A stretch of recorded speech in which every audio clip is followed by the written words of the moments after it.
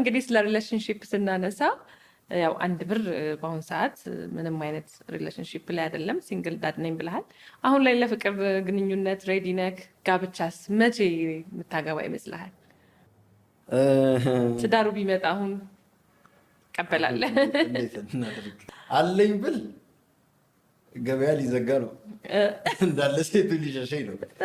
የለኝም ብል ደግሞ በኋላ ሚስቴ ስገባ ትገለኛለች። እንደዛ ብለን እንቀልድና እንለፈው። ግን አይደለም ግን እስቲ እግዚአብሔር በፈቀደ ሰዓት እንግዲህ አንዷ ወደ ህይወታችን ትገባ ይሆናል። እሱ ባለ ሰዓት እኔ ግግም ብዬ እኔ ካልኳት በኋላ ስትጠብሰኝ ነው የምከርመው። ስለዚህ እሱ ባለው ጊዜ በጊዜዋ ትምጣ። እውነት ነው።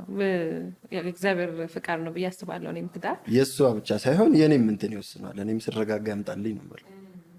ምክንያቱም መረጋጋት ከሌለ ከባድ ነው፣ ሽኩቻ ነው፣ በቃ ጸብ ነው። በየጊዜው መጠጥ ቤት የተነሳ ጸብ ነው የሚመስለው። እየተጨቃጨቃችሁ እንኳን ምንም ሳትወራወሩ በቃ ሌላ ታሪክ ነው። ምንድን ነው ግን ሀሳብህ ስለ ትዳር ስታስብ?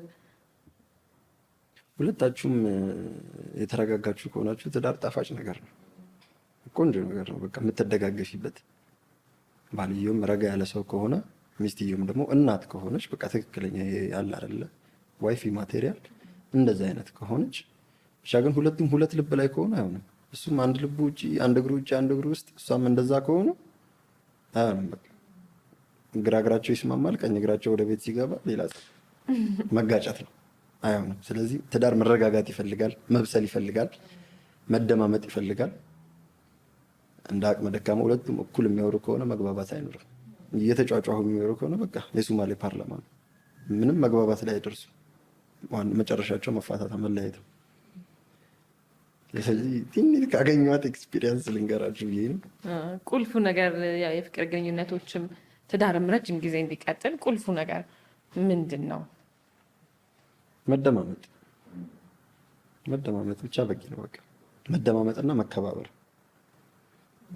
መናናቅ የሚባል ነገር ትንሽ ከገባ በቃ ምንድን ነው ምናምን ከመጣ አይቀጥልም፣ በተአምር አይቀጥልም።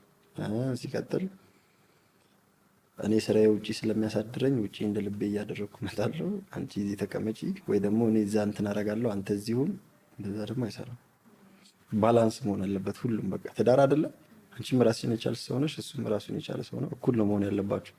ትንሽ ከተበላለጠ ለኔ እንደዛ ነው የገባኝ። እንግዲህ ያላየሁት የትዳር ሳይት ደግሞ ይኖራል።